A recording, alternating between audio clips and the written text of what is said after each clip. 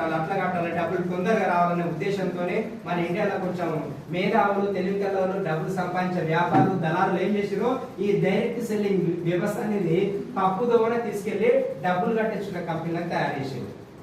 So అట్లా చేయడం వల్లనే జనాలు ఎవరు నమ్ముతలేరు.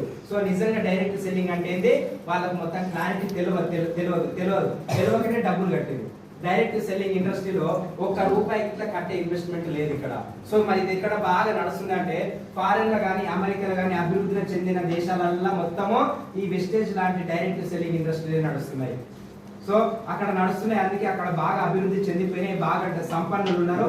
సో ఈ వెస్టేజ్ అనే కంపెనీ ఎవరు స్టార్ట్ చేసి, ఇక్కడ మనకు గౌతమ్ బాల్ అనే వ్యక్తి స్టార్ట్ చేసినప్పుడు 2004. ఈ 2004 కన్నా బిఫోర్ సార్ ఫారెన్ కంపెనీలో CEO అంట. సో ఫారెన్ కంపెనీలో CEO చేసుకుంటూ మన ఇండియన్ అతనే కదా, ఇండియాకి వచ్చిపోతా ఉంటే సార్కు ఆలోచన వచ్చిందంటే ఏమనంటే బయట దేశాలలో ఫారెన్